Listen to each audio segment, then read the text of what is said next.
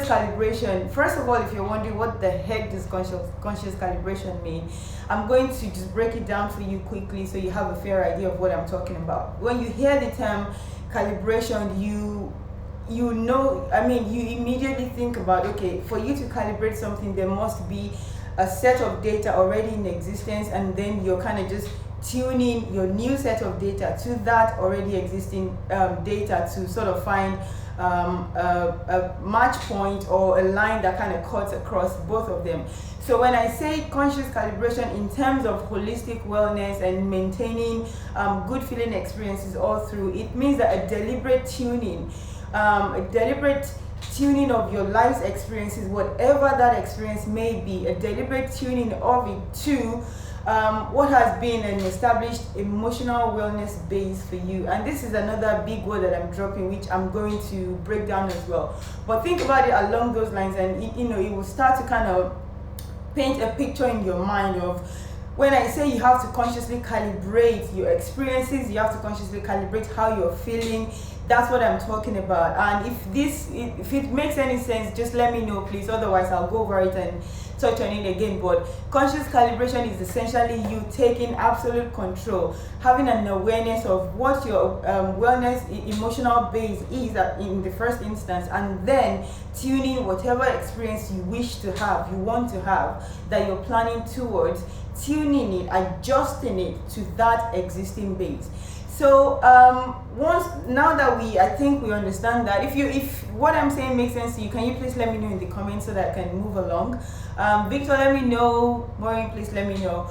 If you already know that what you need to do to sort of take charge is to calibrate, is to adjust to an existing set of data, if I may put it that way, then the first thing to do is to make sure that you do have those data, you do have that existing set of data to calibrate to.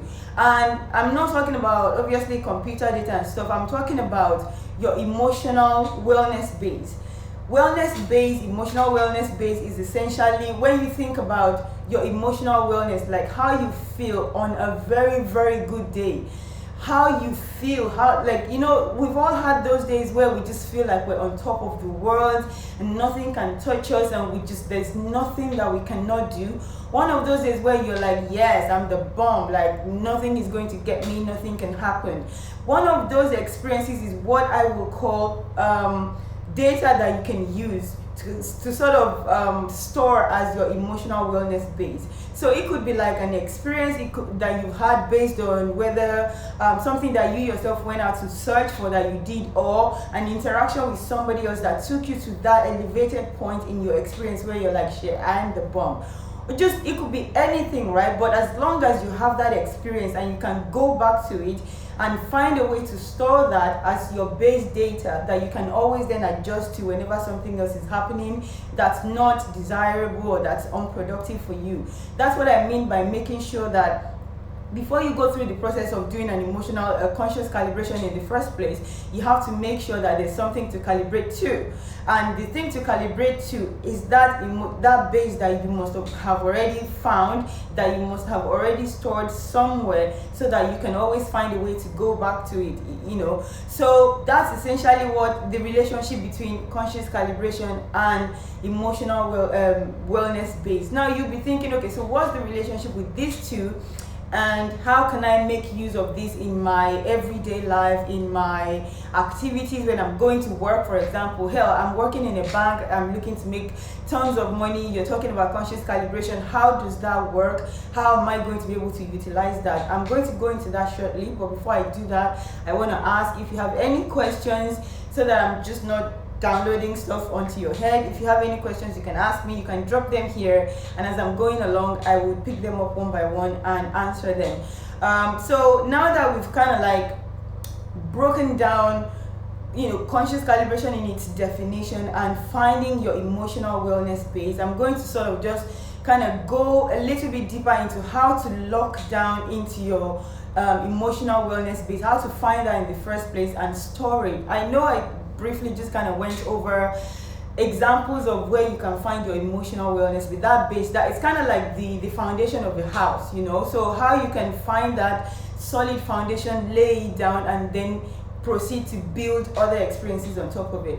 So there's so many experiences that we've all had in our lives, right from when we were young. Some we can remember very, very vividly, some maybe just a little bit, but there are those ones that made such a huge impact on us in total that in fact they didn't only just make an impact, they proceeded to then shift our perspective and change our reactions to subsequent events in life. So those crucial experiences, those perspective changing experiences are the ones that you would use to create an emotional base for yourself. And obviously you're not going to use the ones that took you to a negative space. You're going to go back and look for that particular one that took you to the highest, absolute highest vibration, like where you felt like nothing can touch me.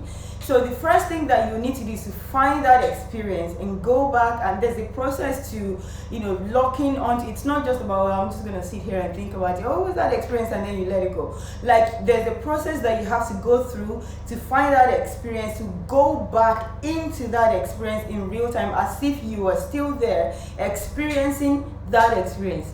That sounds funny, but that's that's the way it is. Go back all the way. It could be 10 years ago, it could be 20 years ago. The strongest experience that you can remember, this, like the one that was like so positive, very, very impactful on your life, you go back to it and you calibrate that experience. You make sure that you store every single data. The way that you do that is you go back to that experience, you start to relive that experience, every single thing, whatever it was that you saw during that experience, whatever it was that you heard, whatever it was that was in your nose, that you were smelling, if you tasted anything, if you felt any sensation on your body. There's a process that if you come to one of my sessions, one of my private sessions, which you can book for if you click the link in my bio, these are the steps that I will take you through to make sure that we go back to that particular experience and we relive that experience. We bring every single emotion, every single feeling that you had using all the five senses. We bring it back together. It becomes so real, so vivid, as if you're still within that experience in real time. Then we lock it down and we do what I call an anchor. We anchor that experience down. So once we've done that, anchoring for that particular experience, then we can then move on into now consciously calibrating any experience that we want to have to that particular feeling, to make sure that whatever happens, there's a straight line, there's a connecting line between those two. So whatever happens with this experience that we're planning to have, we can easily find our way back to our base, to our foundation, to the structure that we've already laid for our experiences. So this is how, if you were, for example, going to use it to plan your week ahead, this is how we're going to go about it. Once we've gone through the process of anchoring that high-flying experience, then we will then use it to calibrate the experience that we want to have for the coming week. So essentially that's the process that we will take, and that's how going from just conscious calibration to finding your emotional wellness base and to anchoring and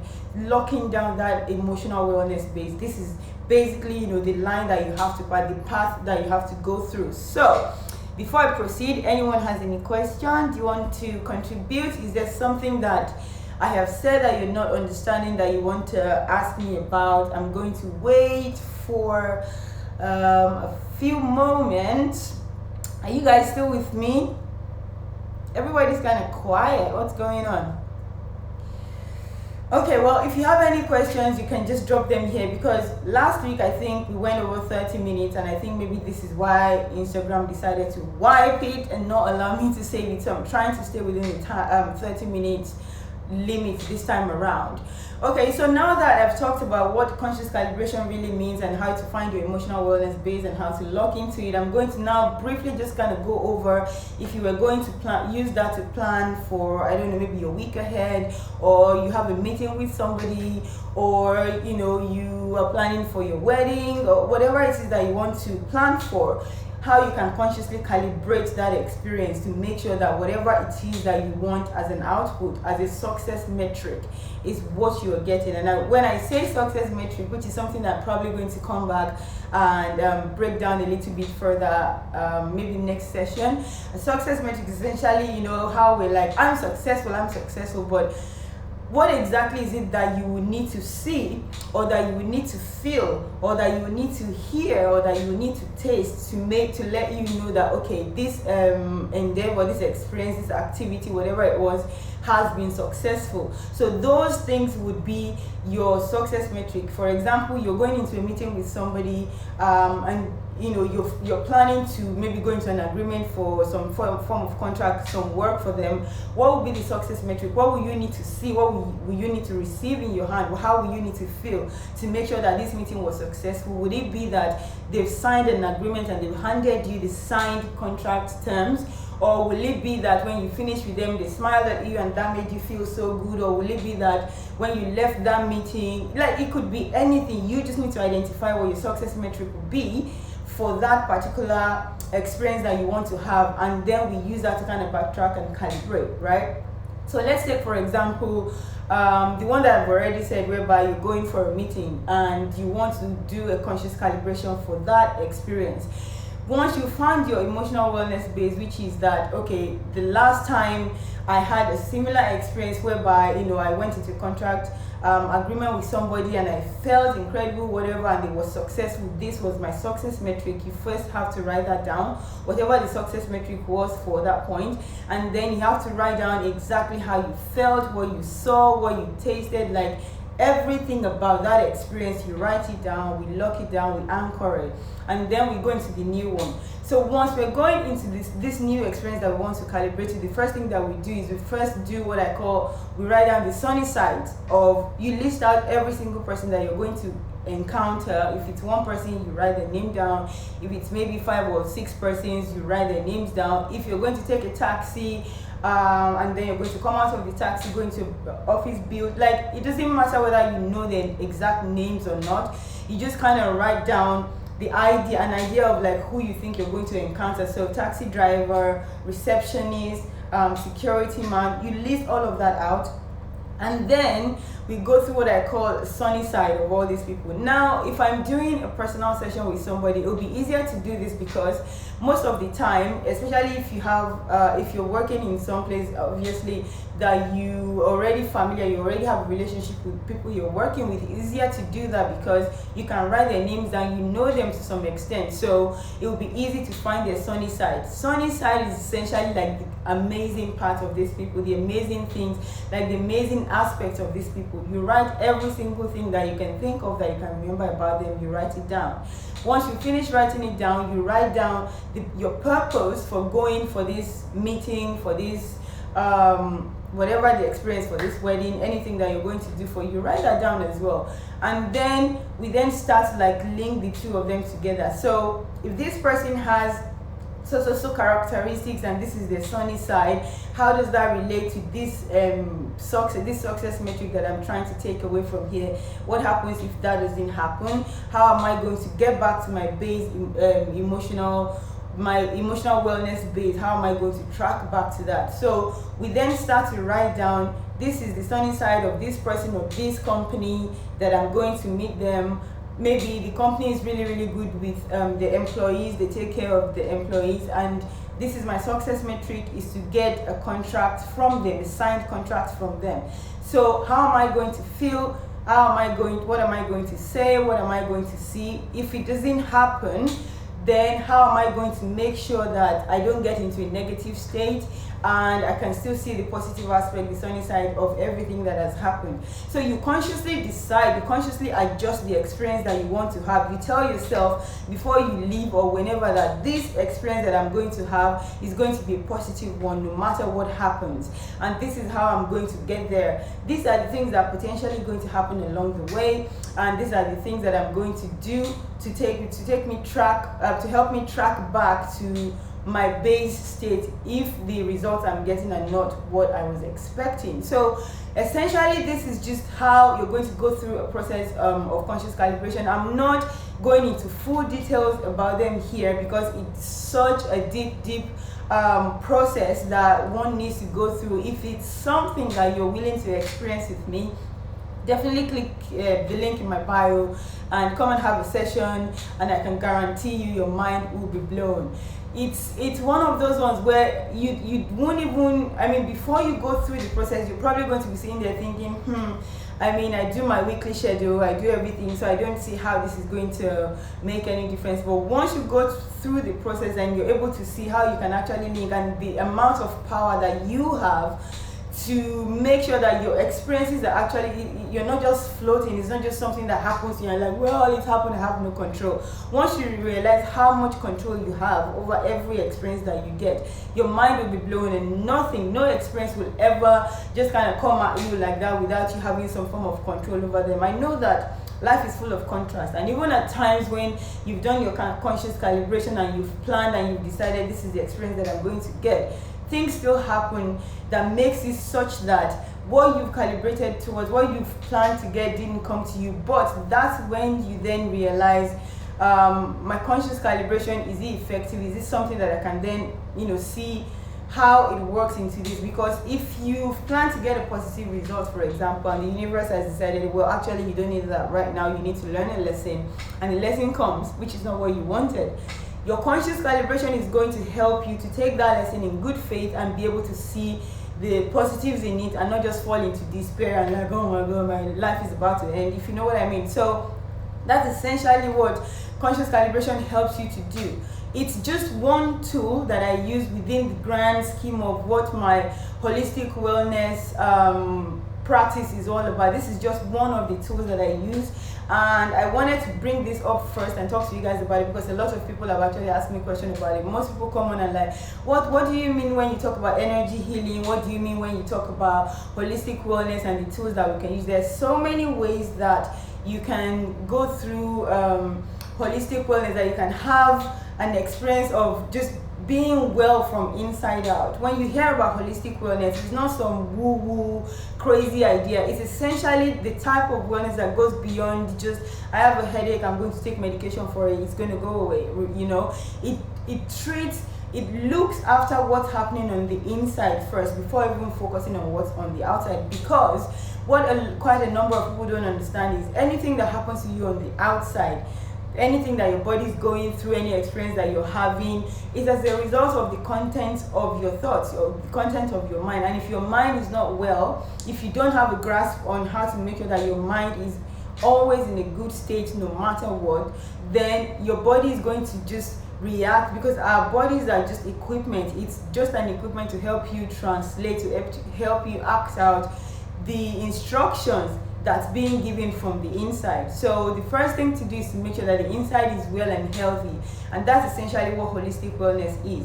In terms of energy healing, the universe has a vibrational force, an energy that keeps everything in its place, that keeps everything moving and rotating and sliding, that keeps you standing, that keeps everything working the way it should, and we're directly connected to that, right? It's when there's a disconnect, there's something is wrong somewhere, that you start to feel like you're just floating, nothing is working. Energy healing is just making sure that we have a source of that energy, where just essentially a ball of energy, and we have that source within us.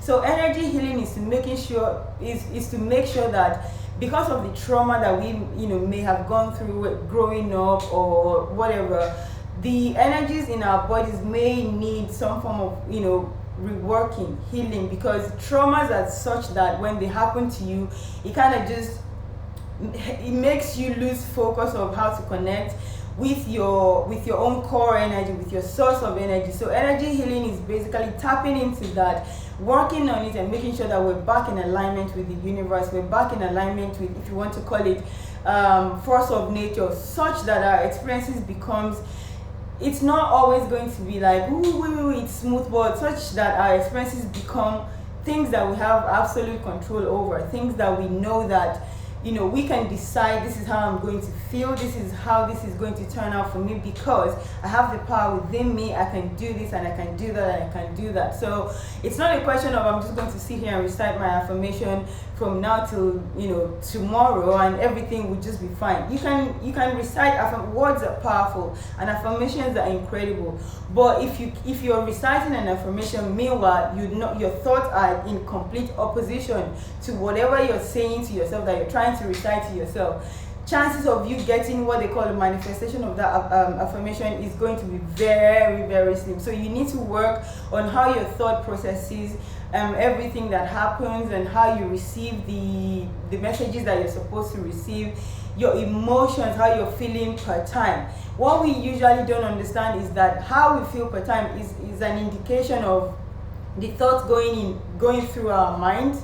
And how you're feeling is just essentially telling you, listen, pay attention to this. Like, this is something that's going on there and you're not paying attention to. Part of what you get with holistic wellness as well is you get ways of just connecting to that, like linking up and locking onto your emotional guidance system, which I call your emotional sonar, which is every single time. There are some people that when you meet them, they will tell you, I don't even know, it's just something just told me, I just have this feeling whereby I'm just not feeling very good with that person or that place, or I just don't feel like I'm connecting with that person. This is mostly what's happening. Your body is telling you there's an energy that's not just vibing between either you and that person or the place or an event or something like that you need to pay attention to. If something is happening that way, it's either you need to step outside and just go and center yourself, or you need to stay away from that person. A lot of times you don't follow them because people probably, like, I have examples where me, when I was growing up, because I was such an emotional person, I could sense people's vibe, I could feel people's, it's really hard to explain it. Somebody comes in and I immediately can lock onto the vibe, to the energy. But I was young, I didn't know what was happening, I didn't know what was wrong. If I was in the midst of a large crowd, a gathering, I was just uncomfortable because everything is coming at me at once. Sometimes I would just start crying, sometimes I become really excited and really happy, and I didn't know that. So I had my emotions up and down, and I grew up with people just telling me, you need to stop being emotional, you're never going to do this, people are just going to. So then I found a way to suppress all of that. So even when I'm getting nudged about something and I'm getting an information, something is telling me don't do that, because I was afraid, I thought I was being too emotional and that was a bad thing, I would suppress it and then go through whatever it was that I was going through, and lo and behold, it was either going to just turn out horribly wrong or something.